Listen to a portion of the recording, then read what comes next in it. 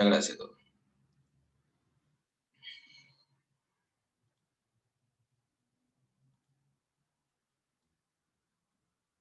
Muy buenos días para todos. El día de hoy vamos a hablar sobre el examen neurooftalmológico. Mi nombre es Juan Felipe Roballo Velázquez, soy residente de oftalmología de la Universidad del Valle.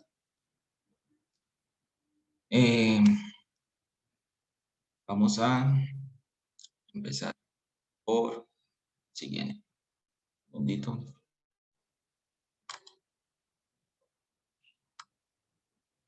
Bueno, entonces, realmente el examen oftalmológico, neurooftalmológico no difiere mucho del examen oftalmológico general. Obviamente va a ser mucho más énfasis en ciertas cosas específicas que vamos a buscar en la materia, pero antes de introducirnos en el examen, en hacer la exploración como tal, es importante tener como toda consulta médica, toda relación médico-paciente.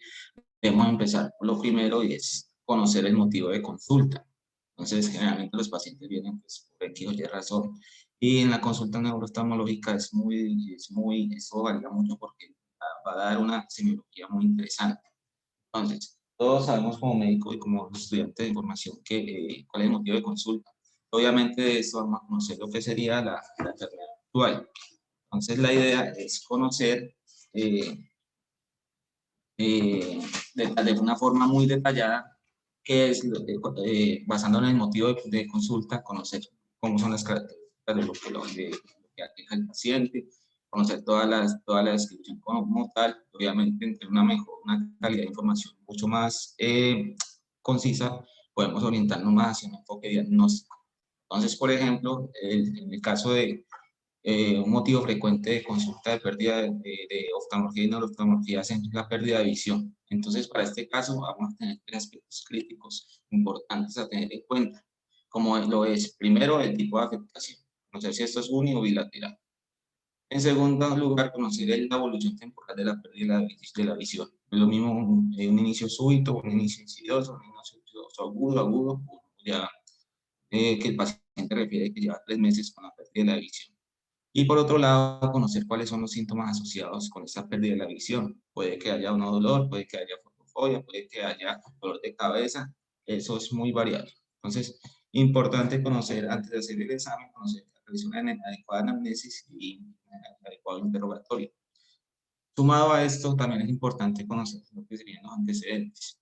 Eso no nos puede pasar igual como médicos generales, pero entonces el enfoque oftalmológico y neuro-oftalmológico obviamente van a primar antecedentes oculares, y no es lo mismo un paciente que en un primer episodio de su motivo de consulta, a que el paciente vaya a decir que es que no, a mí ya me dio hace 6 meses o hace un año una neuritis óptica. Entonces, eso es importante tenerlo en cuenta, obviamente, con otras cosas, como si tuvo traumatismos oculares, si tiene un defecto refractivo en curso, pero aparte de esos defectos oftalmológicos, antecedentes oculares, es importante conocer las patologías médicas subyacentes. Un paciente sano a tener un paciente diabético hipertenso con alguna enfermedad autoinmune, por ejemplo. También conocer la herencia de sus antecedentes familiares, no es lo mismo un paciente sano, otro paciente que tenga, que es que mi papá sufre glaucoma, que mi papá tiene daltonismo, entre otras cosas.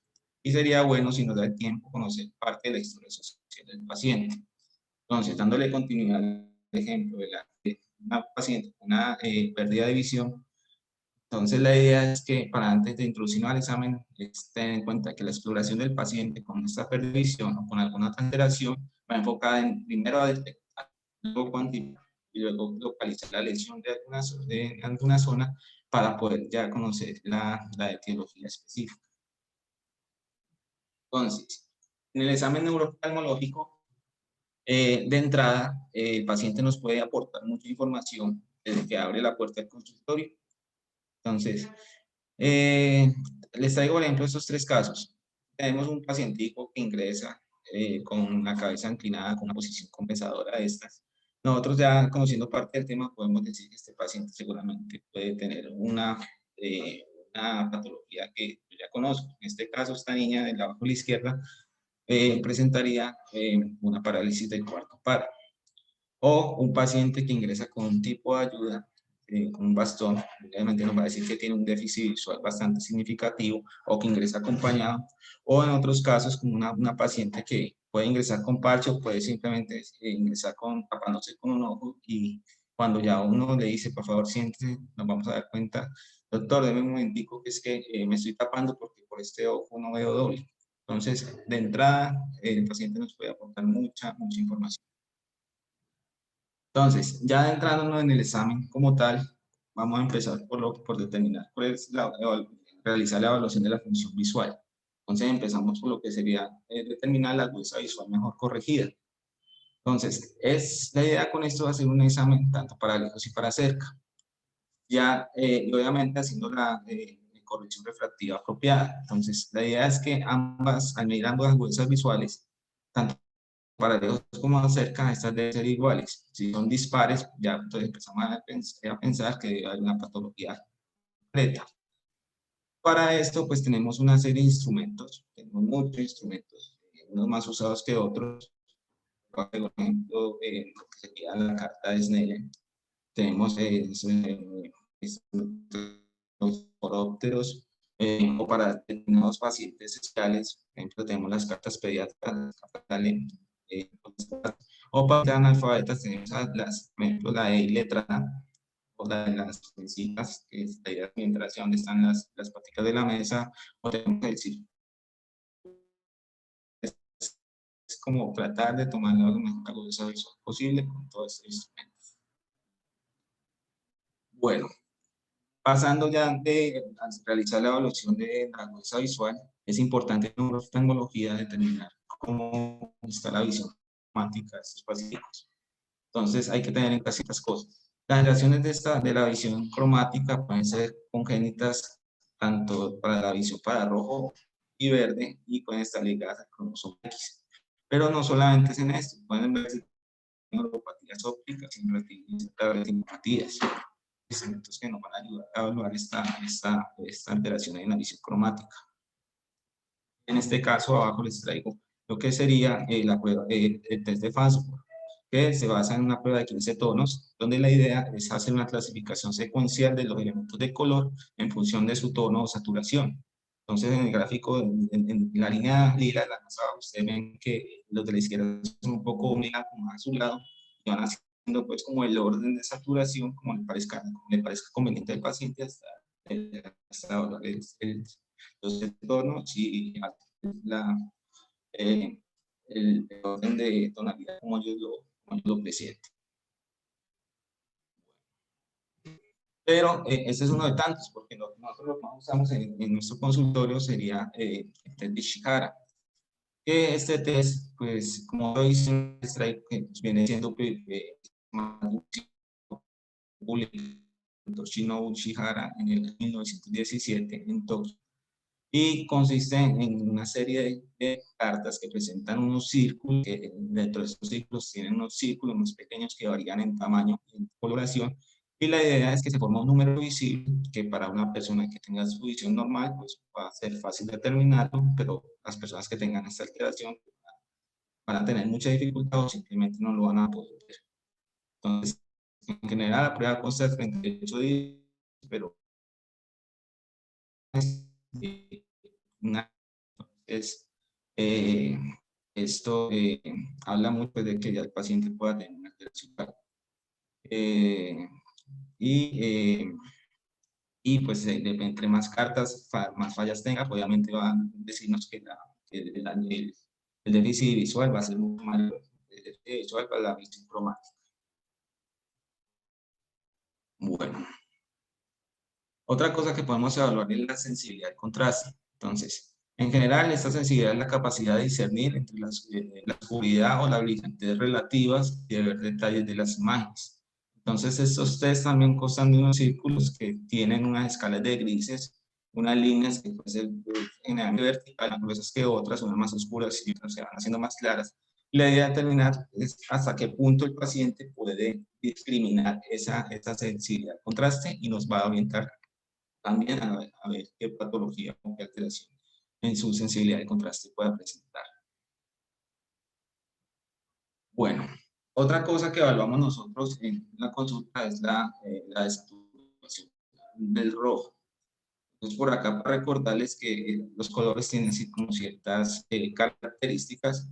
Generalmente hay un matiz que se reflejaba en lo que sería el espectro de colores, pero vale la pena hacer la aclaración de lo que sería la saturación y la luminosidad. En la línea de la mitad, ustedes ven cómo sería lo que determinamos que la saturación es rojo, donde a la izquierda podemos ver un rojo demasiado intenso, pero a medida que esta saturación se pierde, entonces se va haciendo un poco más opaco.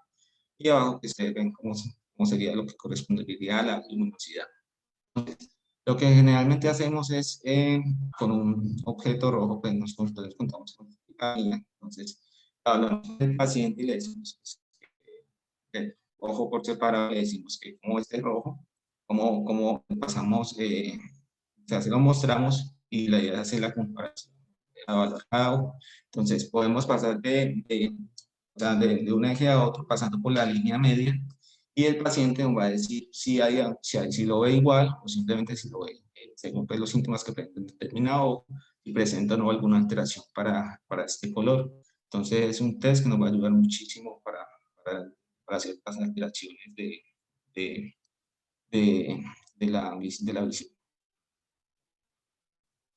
Otra prueba que podemos utilizar sería la prueba de fotoestrés. Esta es una prueba que básicamente es fácil de realizar, nos va a ayudar a diferenciar la pérdida de visión secundaria a una maculopatía o isquemia ocular debido a una neuropatía. Entonces, la idea, a grosso modo, que se hace por cada ojo separado, se hace una distancia de 2 o 3 centímetros y con una luz intensa se le pide, se le deja por 10 segundos directo el paciente mirando al fondo, se hace esa luminosidad por 10 segundos y luego se le pide que lea la mejor línea que alcanzó a ver en la carta de Snellen, por ejemplo, una persona normal puede presentar una recuperación a los 45 segundos. Pero pacientes que puedan presentar maculopatías tardan generalmente el doble o hasta 3 veces más el tiempo para la recuperación. Entonces, esto sería la prueba de fotoestrés, que generalmente la hacemos para poderlo realizar. Otra cosa que no nos puede pasar al evaluar tanto una conducta oftalmológica como una oftalmológica es realizar cuidado de campo visual, concepto lo hacemos por confrontación. Entonces, estas imágenes muestran lo que se representaría la visión, tanto la visión central como periférica, con una binocular, pero les quería describir que en general el campo visual corresponde a la amplitud de la visión que se obtiene sin movilizar un ojo al mirar un estímulo luminoso fijo. Entonces, los parámetros normales hablan de que para un ojo, para hacer el campo visual vertical, podemos ver hasta 50 grados hacia arriba y hasta 70 grados hacia abajo. Y si ya hacemos el campo visual horizontal para un ojo, si estamos para visión temporal, podemos llegar hasta 90 grados, pero por el mismo ojo solamente vamos a llegar hasta 60 grados de campo visual. Cuando ya hacemos la función, entonces se puede extender hasta los grados de campo visual horizontal. Entonces, ¿cómo lo vemos en la consulta? Generalmente le pedimos al paciente, nos ubicamos a la misma altura del paciente, nos sentamos de frente a una distancia aproximadamente y es primero pedir al paciente que si alcanza a ver si ve nuestra cara completa.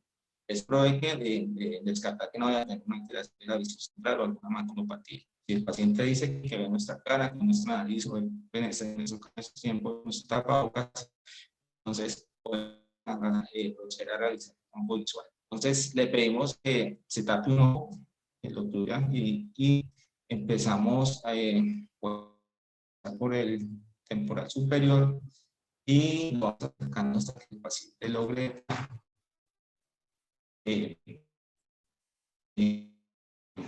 utilizar los dedos, hasta 5 dedos. Generalmente no usamos el triple dedo o 4 dedos porque eso puede ser confuso para ellos. Entonces, tenemos 1, 2 o 5 dedos.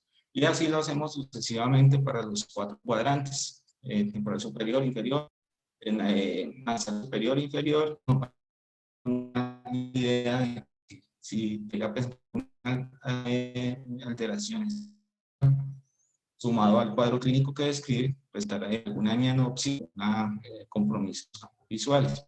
Y obviamente pues, esto lo vamos a resolver el ojo contralateral.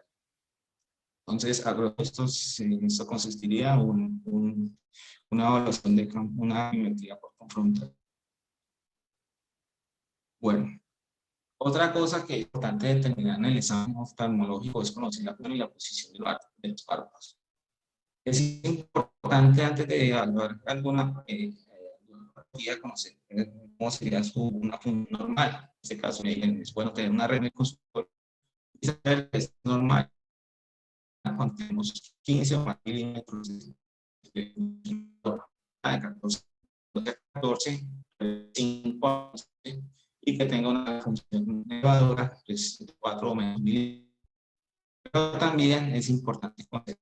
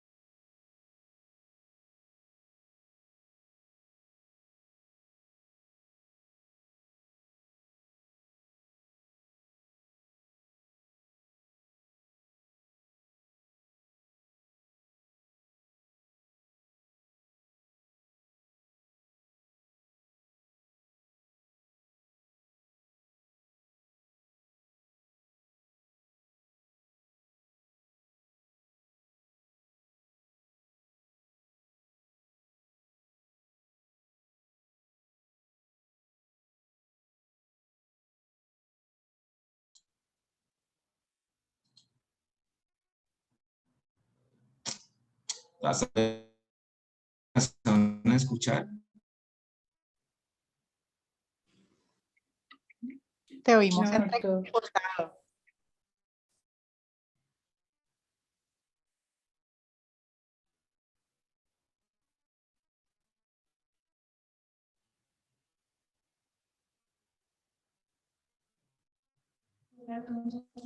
Juan Felipe.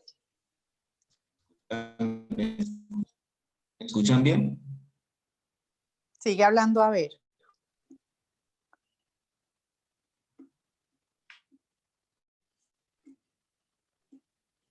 Listo.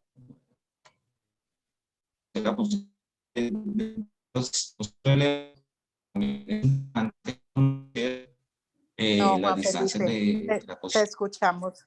Te escuchamos como un robot. entrecortado.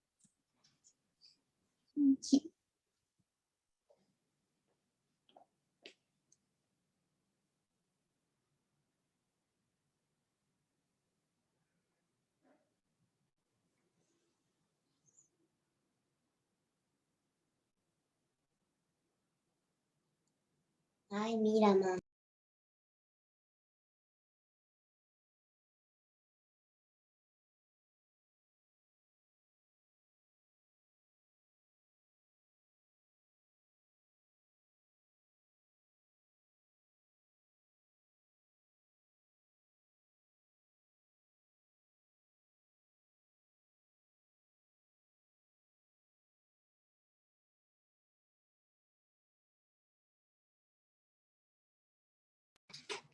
Juan Felipe se está volviendo a conectar, esperémoslo un momento.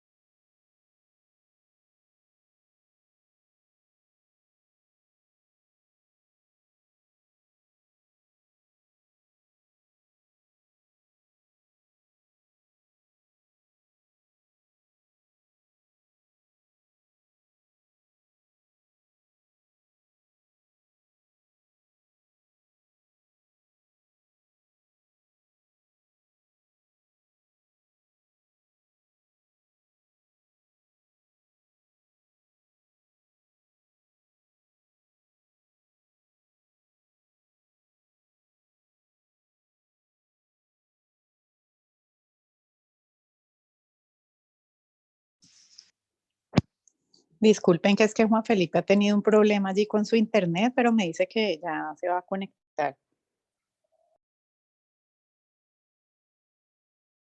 Vale, Doc, gracias.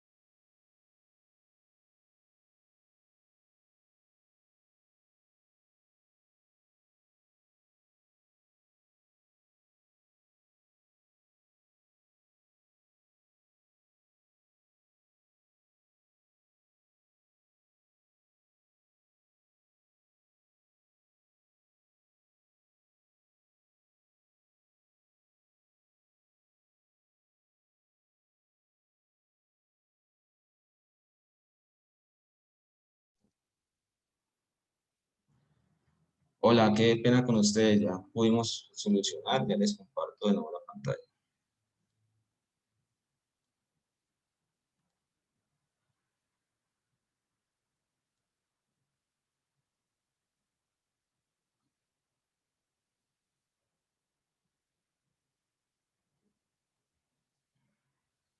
¿Me escuchan bien ahí? Sí, bien. Bueno, gracias, profe. Bueno, entonces, continuando, entonces es importante conocer la posición de nuestros ojitos, de nuestros párpados, entonces la distancia intercantal están la interna como la externa, la distancia interpupilar, conocer la distancia de la andíbula palpebral y medir el grado de tosis si llega a presentarlo. ¿Por qué? Porque estos pacientes también de entrada nos pueden dar mucha información sobre ciertas patologías que podemos pensar desde un principio, obviamente correlacionado con lo que el paciente ha referido en su enfermedad actual. Entonces, hay una serie de signos que nos pueden ayudar mucho, como es el signo de Cogan, que es muy efectivo a la hora de evaluar una paciente con miastenia gravis. Pero, por ejemplo, en la imagen de abajo a la izquierda tenemos a esta paciente con una hipotropia y una retracción palpebral significativa muy sugestiva de una borlitopatía tiroidea. Abajo, abajo en el centro tenemos un niño con el típico signo de la S en su párpado derecho, superior derecho, que va a corresponder a lo que sería un neurofibroma, un neuroperifibroma plexiforme, que hace parte de uno de los criterios diagnósticos de una neurofibromatosis. Y abajo a la derecha vemos un paciente con una tosis derecha significativa, que también es muy característico de la miastenia gravis. No olvidemos de evaluar siempre la función y posición de nuestros párpados. Ya pasamos a lo que sería la evaluación pupilar. Entonces, para recordar lo siguiente, nuestro sistema visual tiene unas vías aferentes y eferentes, tiene una acción simpática y una acción parasimpática. Entonces, para evaluar la función aferente, la idea es hacer un estímulo luminoso en uno de nuestros dos ojos.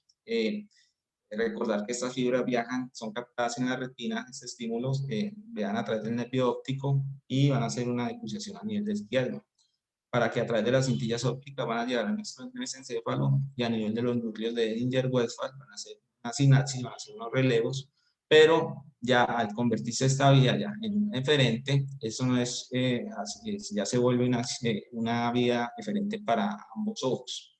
Entonces, esta vía eferente va a salir de estos núcleos de esta primera neurona, va a salir del núcleo de Edinger-Westphal, va a ser sinapsis en el ganglio ciliar y ahí sale una segunda neurona que va a ir directamente al músculo constrictor de esfínter de la pupila y músculo ciliar y va a ser lo que correspondería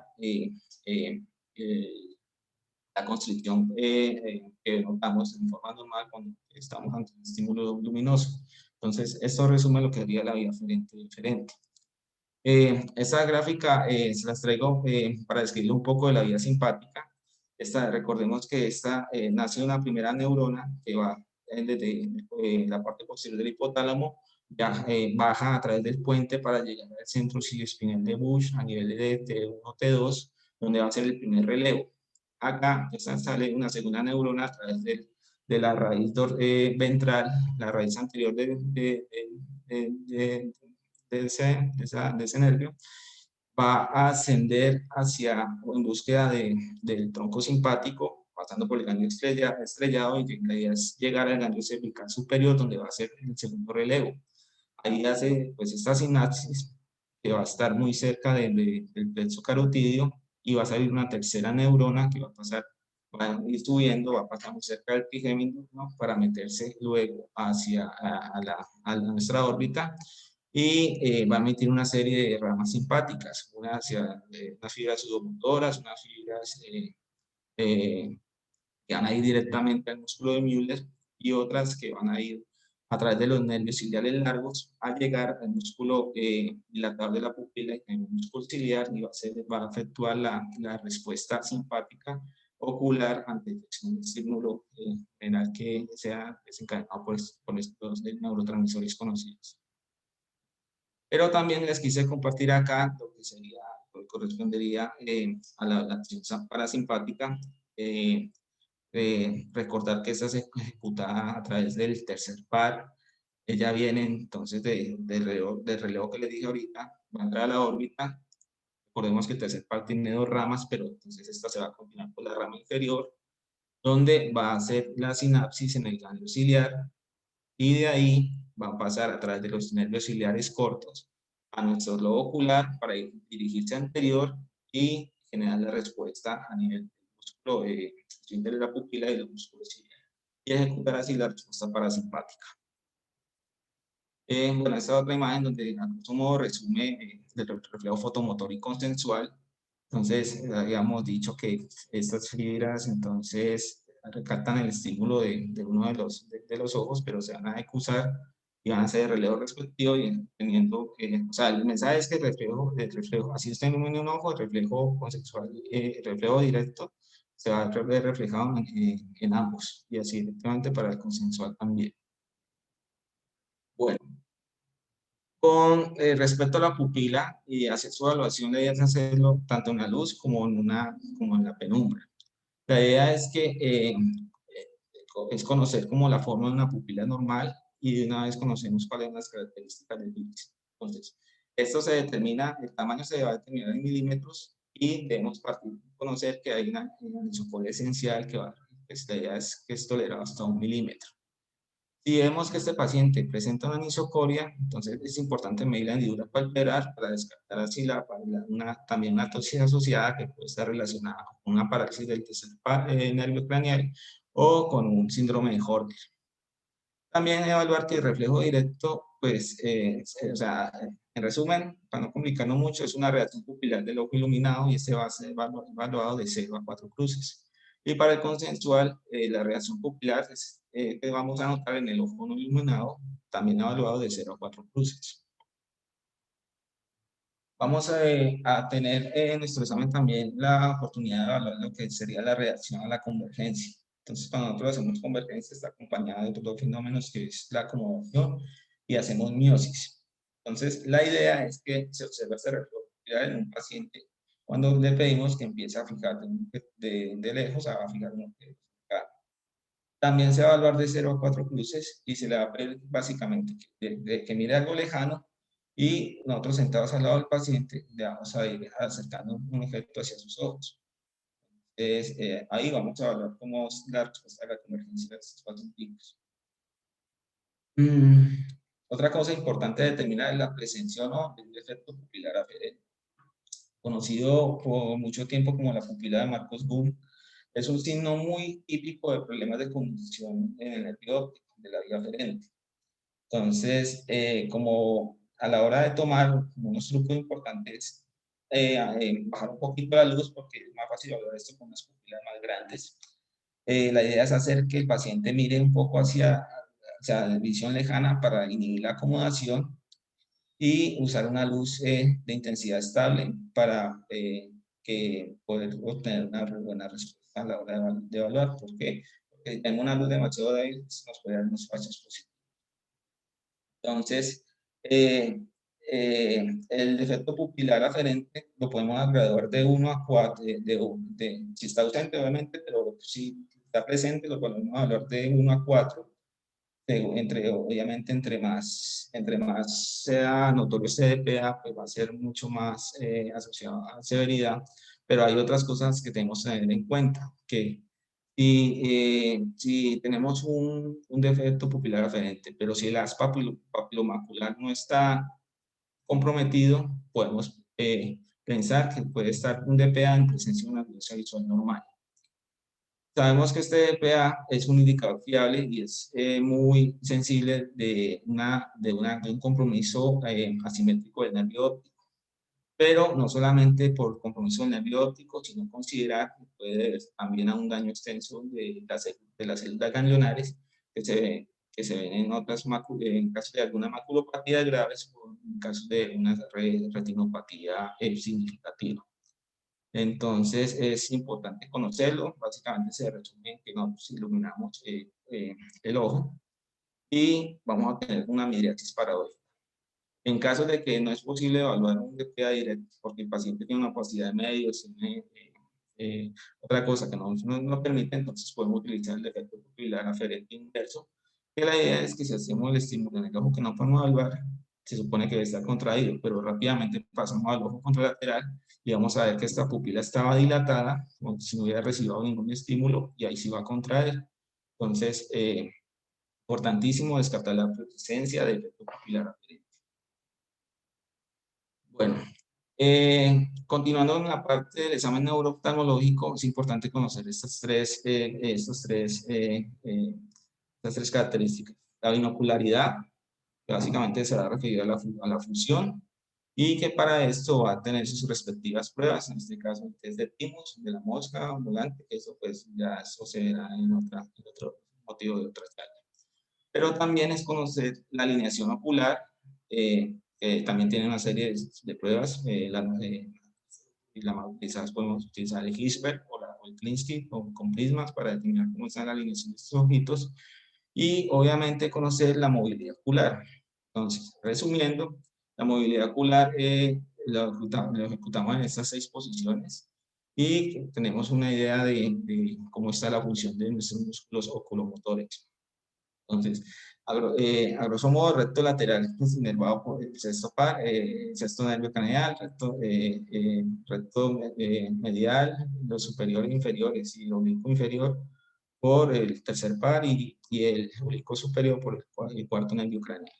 Y entonces con esto determinamos la movilidad ocular y lo anotamos. Si está normal, pues listo, ¿no? Está en cero, movimiento normal, sin restricciones. Si hay hiperfunción, va de 1 a 4 cruces, y si hay hipofunción, de -1 a -4 cruces. También es importante evaluar las dicciones y versiones. Las dicciones para un determinado ojo, entonces ahí tenemos las respectivas direcciones.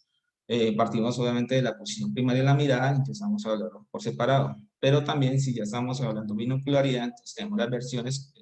Esto es para ya los ojos en una misma dirección. Y la divergencia, ya sea convergencia o divergencia, cuando se refieren a direcciones opuestas. Retomando la evaluación de la convergencia, entonces el propósito es determinar la habilidad que tiene el paciente para converger manteniendo la función. Entonces se resume a que le colocamos un objeto al frente del paciente, la idea es que se lo vamos acercando, o sea, el paciente lo tiene que ver en una sola imagen. Entonces se lo vamos acercando hasta que el paciente nos avise que ya no lo ve solo, sino que ve doble. Entonces ese es el determinado punto de ruptura. Y cuando tenemos esto, entonces lo volvemos a alejar un poco hasta que el paciente ya diga que ahí ya lo vuelve a ver en una sola imagen. Entonces, los valores normales de ruptura y recuperación están entre 5 y 7 centímetros. Y tener en cuenta que un punto próximo de convergencia normal es de más de 10 a 12 milímetros. Ante la presencia de tropias, es bastante útil utilizar la redundancia, utilizar el Cover Test. La idea es que requerir una fijación constante de una diana acomodativa, partiendo de que el paciente presente una buena visión. se hace paralelo a 6 metros y para cerca de 33 centímetros. Y la idea es que hacer oclusión y desoclusión del mismo ojo. Entonces, bastante útil también en estrabismo y se va a referir se utiliza para determinar las tropias. Entonces, el cover-test, las tropias lo utilizamos es al ocluir el ojo sano. Nosotros ocluimos el ojo que no tiene la desviación. Lo que vamos a notar es que el ojo que está desviado se va a posicionar en el blanco que está mirando.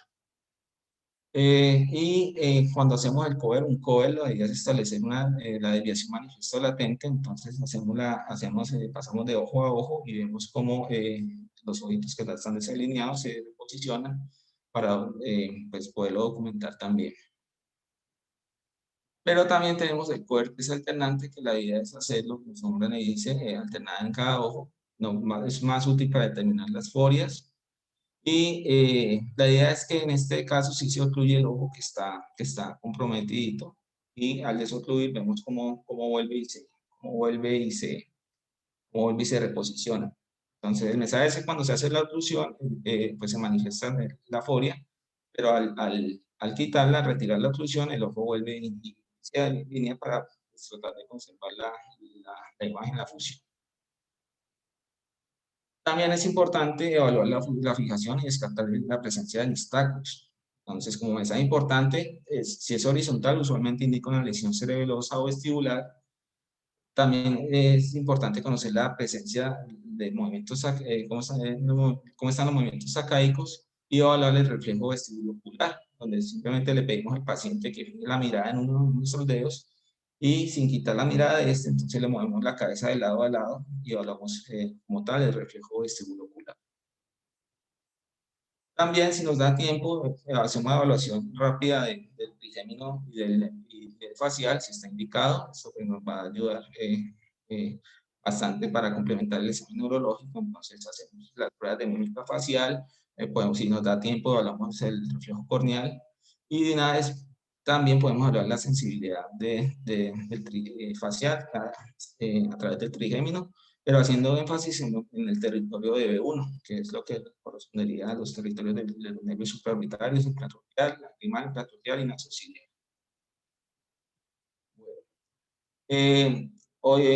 Dándole ya continuidad al examen neurooftalmológico, entonces también es importante, pues, parte del examen, hacer lo más completo, la biomicroscopía con lámpara de hendidura, pues procurar hacerlo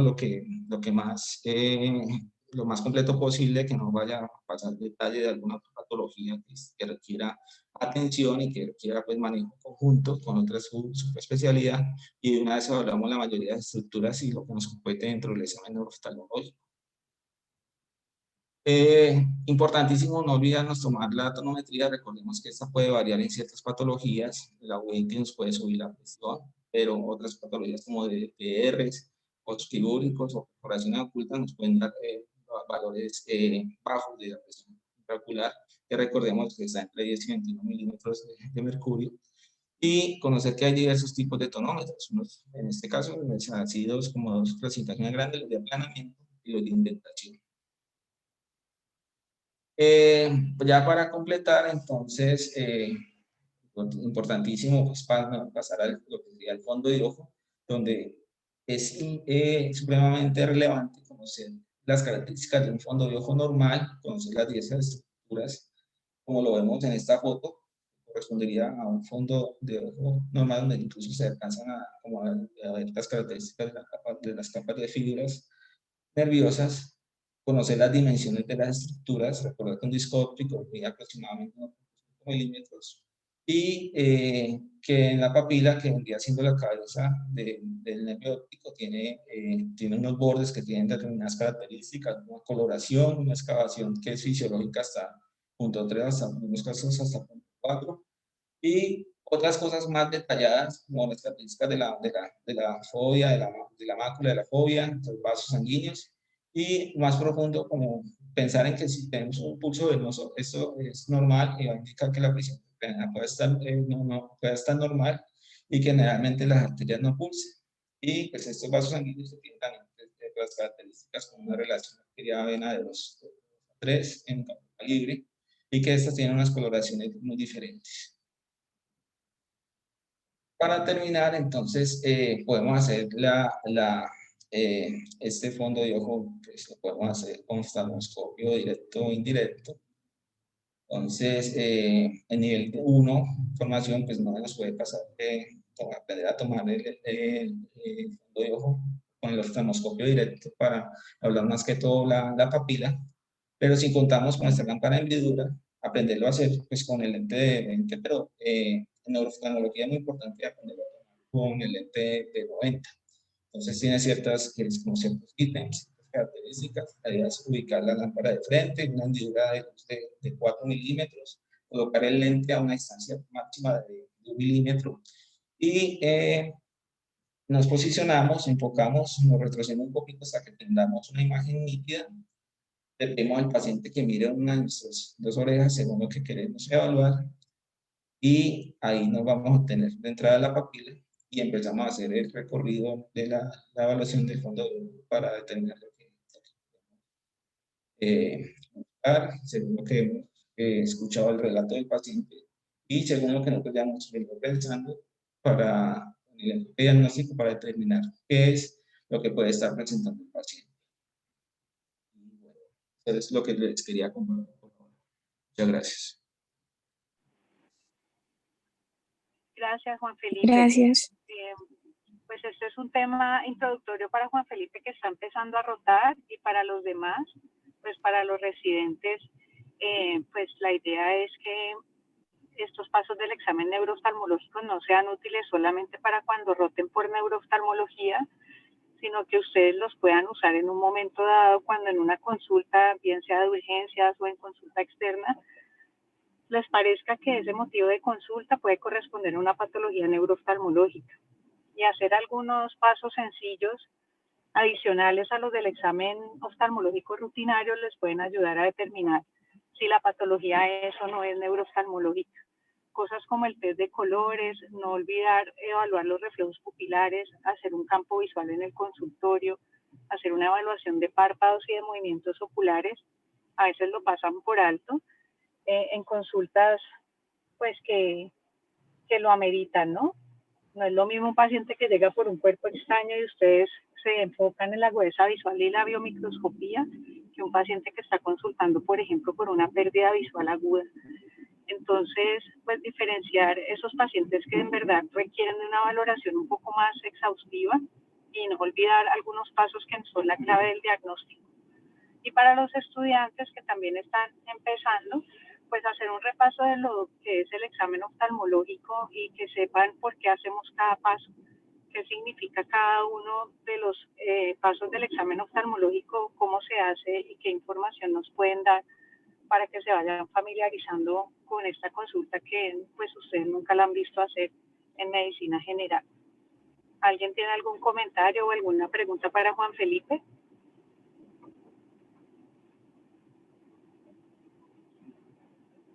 Les quería recomendar a todos los residentes que recuerden que el examen de pupilas no se hace en la lámpara de hendidura.